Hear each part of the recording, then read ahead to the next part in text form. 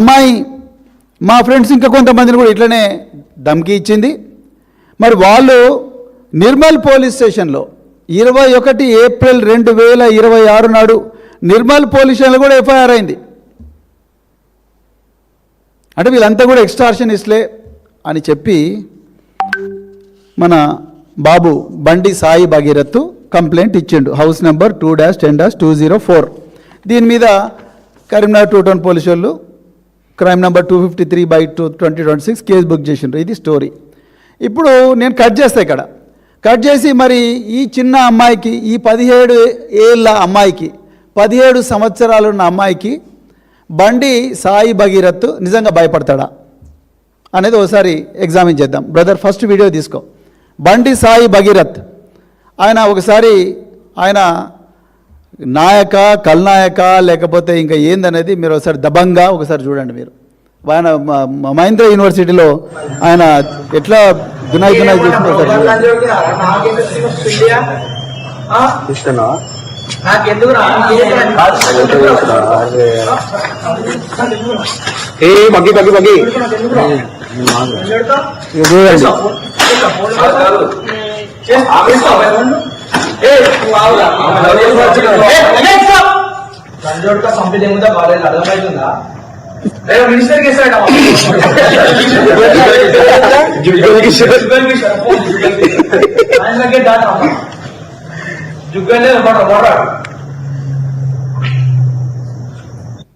Okay, next video చూడండి. ఇది only sample. ఇంకొక అసలు వీడియో ఉంటుంది, ఫైటింగ్ సీన్ చూడండి. ఆశ్చర్యంలో ఎట్లా చెప్తున్నాడు ఆయన ఒక పిల్లగాని. చూడు మాట్లాడిరా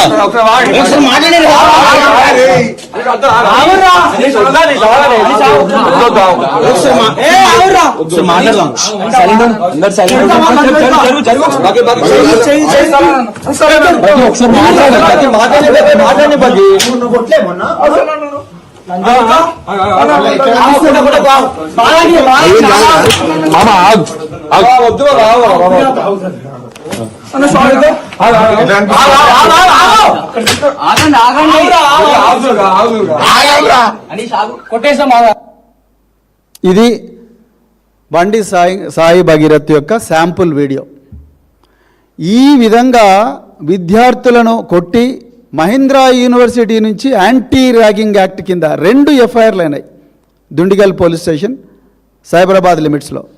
ఈ యాంటీ ర్యాగింగ్ కింద యూనివర్సిటీ నుంచి ఎక్స్పెల్ చేయబడ్డ ఈ బండి సాయి భగీరథ్ 17 ఏళ్ళ ఒక మైనర్ బాలికకు ఈయన భయపడతాడంట.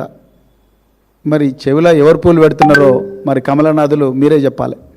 ఇక వాళ్ళు సోషల్ మీడియాలో ఏ విధంగా ఈ అమ్మాయిని ఎట్లా డీఫేమ్ చేస్తున్నారో అది కూడా మీకు చెప్తా ఇప్పుడే. సో అది అయిపోయింది.